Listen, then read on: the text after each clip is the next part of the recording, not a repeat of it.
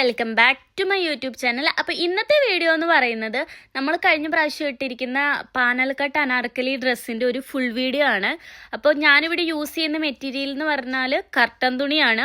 ഇത് നല്ല കട്ടിയുള്ള കർട്ടൻ തുണിയായിരുന്നു. ആദ്യം തന്നെ ഞാനാണെങ്കിൽ നമ്മുടെ മെറ്റീരിയലിന് ഇങ്ങനെ നടുവേ മടക്കിയിട്ട് ഒന്ന് നടുവേ കട്ട് ചെയ്ത് കൊടുക്കുന്നുണ്ട്. അതായത് 2 പീസാക്കി കൊടുക്കുന്നുണ്ട്. അതിനുശേഷം ഇതുപോലെ 4ആയിട്ട് ഫോൾഡ് ചെയ്യുന്നുണ്ട്. അതിനുശേഷം ഞാനിവിടെ പറയുന്ന അളവുകളൊക്കെ നിങ്ങൾ ശ്രദ്ധിച്ചു നോക്കിയാൽ നിങ്ങൾക്ക് കറക്റ്റായിട്ട് മനസ്സിലാവും കേട്ടോ. ആ അളവനുസരിച്ച് വെട്ടിയാൽ മീഡിയം സൈസുകാർക്ക് കറക്റ്റായിട്ട് അവരുടെ ആ ഒരു ബോഡി സ്ട്രക്ചറിനനുസരിച്ച് നല്ല അടിപൊളി പാനൽ കട്ട് അനാർക്കലി ഡ്രസ്സ് കിട്ടും കേട്ടോ. അപ്പം നമുക്ക് മെഷർമെൻറ്റ്സ് ഒക്കെ ഒന്ന് നോക്കിയാലോ. ചെസ്റ്റ് മാർക്ക് ചെയ്തു. ചെസ്റ്റിനെ നമ്മൾ 2 ആയിട്ട് ഡിവൈഡ് ചെയ്യണം. കാരണം എന്താണെന്ന് വെച്ചാൽ ഒന്ന് ഫ്രണ്ടും ഒന്ന് ബാക്കും വരുമല്ലോ, അങ്ങനെ മാർക്ക് ചെയ്യണം. അപ്പം നമുക്ക് 18 കിട്ടും. ഇതിൻ്റെ കൂടെ നമ്മളൊരു 1 ഇഞ്ച് തയ്യൽ തുമ്പ് ആഡ് ചെയ്യണം. നമ്മളിപ്പോൾ ഫ്രണ്ടിലെ പീസ് ആദ്യം കട്ട് ചെയ്യുക. അപ്പം ഫ്രണ്ടിലും ബാക്കിലും ഒരേ അളവായിരുന്നു വരുന്നത്. അപ്പം അതിൽ എത്രയാണ് നമ്മുടെ ഓരോ പാനലിൻ്റെ അളവ് എത്രയാണെന്നാണ് നമ്മൾ കണ്ടുപിടിക്കുന്നത്. അപ്പം 1 ഇഞ്ച് തയ്യൽ തുമ്പ് മാർക്ക് ചെയ്തു.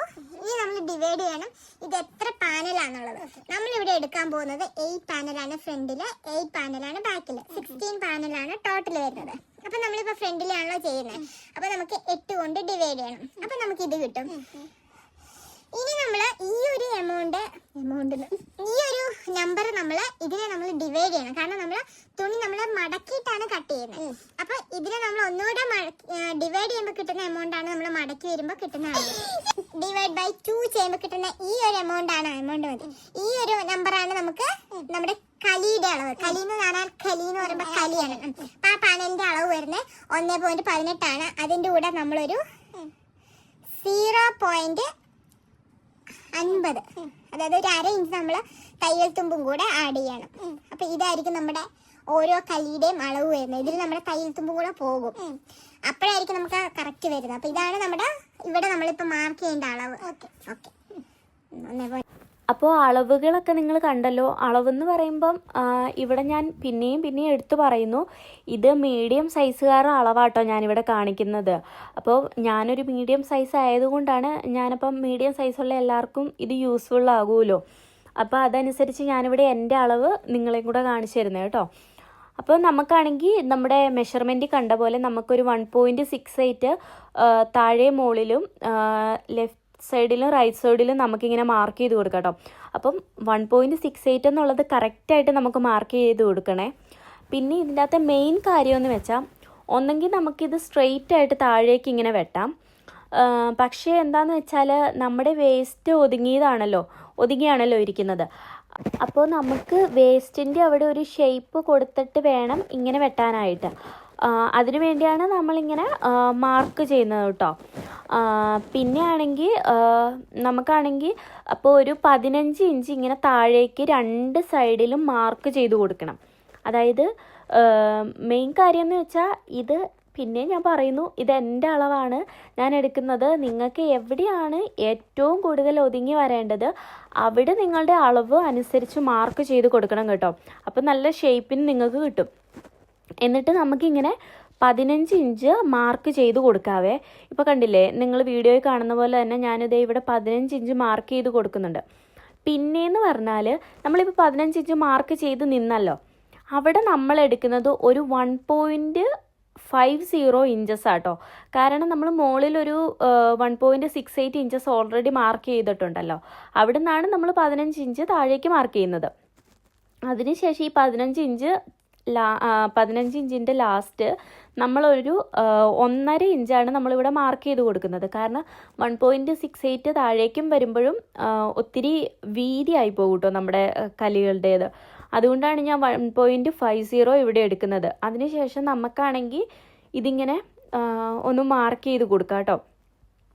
ഞാൻ പറയുന്നത് നിങ്ങൾക്ക് മനസ്സിലാവുന്നുണ്ടെന്ന് ഞാൻ വിശ്വസിക്കുന്നു കേട്ടോ. എന്തെങ്കിലും ഡൗട്ട് ഉണ്ടെങ്കിൽ എന്നോട് ചോദിക്കണേ.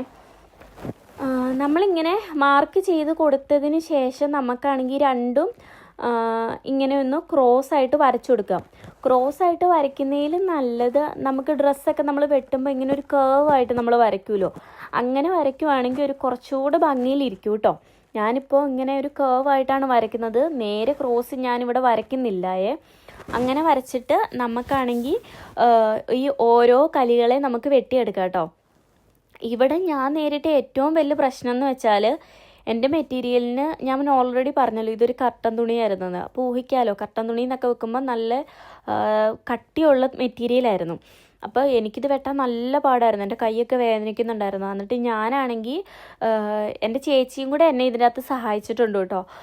എൻ്റെ ചേച്ചിയും കൂടെ എന്നെ സഹായിച്ചു വെട്ടാനും കുറേ വീഡിയോ എടുക്കാനൊക്കെ എൻ്റെ ചേച്ചിയാണ് എന്നെ സഹായിച്ചത്. അപ്പോൾ ഞാനിവിടെ ഓരോ കലികളും ഇങ്ങനെ സെപ്പറേറ്റ് ആയിട്ടോ വെട്ടിയെടുത്തത്, കാരണം നല്ല പാടായിരുന്നു. പിന്നെ ഞാനാണെങ്കിൽ വെട്ടിയ ഓരോ കലികളും ഇതേപോലെ ഒന്ന് ഒന്നിച്ചിട്ട് നോക്കി കേട്ടോ, എങ്ങനെ ഉണ്ടായിരിക്കും എന്നറിയാൻ വേണ്ടി ഞാനിങ്ങനെ ഒന്ന് ഒന്നിച്ചിട്ടു. പിന്നെ ഇവിടെ ടോട്ടൽ നമുക്ക് 8 കലികളാണ് കിട്ടുന്നത്.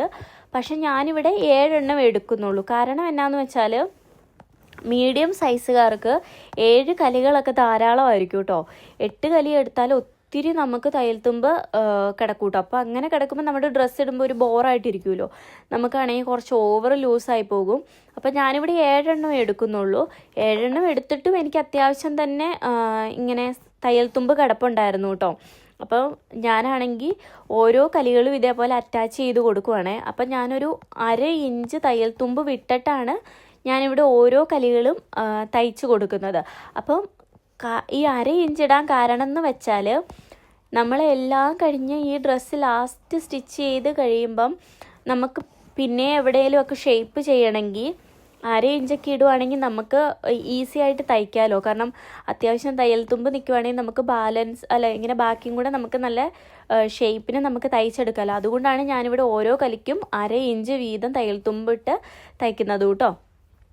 അങ്ങനെ നമുക്ക് ഓരോ കലികളെ ഇങ്ങനെ അറ്റാച്ച് ചെയ്ത് കൊടുക്കാം. അറ്റാച്ച് ചെയ്ത് കൊടുത്തതിന് ശേഷം ഞാനിവിടെ ഇങ്ങനെ നോക്കുന്നുണ്ട് എങ്ങനെയുണ്ട്. കാരണം ഞാൻ ഭയങ്കര എക്സൈറ്റഡ് ആയിരുന്നു കേട്ടോ. കാരണം ഞാൻ ആദ്യമായിട്ടാണ് ഒരു അനാർക്കലി ഡ്രസ്സ് തയ്ക്കുന്നത്.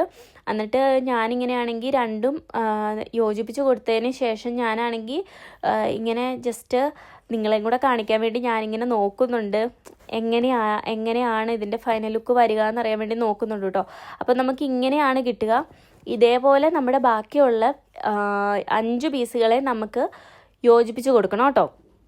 അപ്പോൾ കണ്ടില്ലേ, ഞാൻ പറഞ്ഞില്ലേ ഫസ്റ്റ് നമ്മൾ 1.68 അളന്നു, ലാസ്റ്റ് നമ്മൾ വന്നപ്പോഴത്തേക്കും 1.50 വന്നിട്ട് പോലും നമ്മുടെ കലി അത്യാവശ്യം വീതിയുണ്ട് കേട്ടോ. ഇങ്ങനെ നമുക്ക് 7 എണ്ണം നമുക്ക് അറ്റാച്ച് ചെയ്ത് കൊടുത്തു കഴിയുമ്പോൾ നമുക്ക് ഇങ്ങനെ ആയിരിക്കും കേട്ടോ നമ്മുടെ ഫ്രണ്ടും ബാക്ക് പോർഷനും നമുക്ക് കിട്ടുക. പിന്നെ ഈ ബാക്കിൽ പ്ലെയിൻ ആയിട്ട് തയ്ക്കുന്നവരും ഉണ്ട് കേട്ടോ. പക്ഷെ ഞാനിവിടെ ഫുള്ളും ഇങ്ങനെ തന്നെയാട്ടോ തയ്ക്കുന്നത്. ഇതിന് ശേഷം നമുക്കാണെങ്കിൽ നമ്മുടെ കൈക്കുഴിയും നമ്മുടെ നെക്കും നമുക്ക് മാർക്ക് ചെയ്ത് കൊടുക്കാം.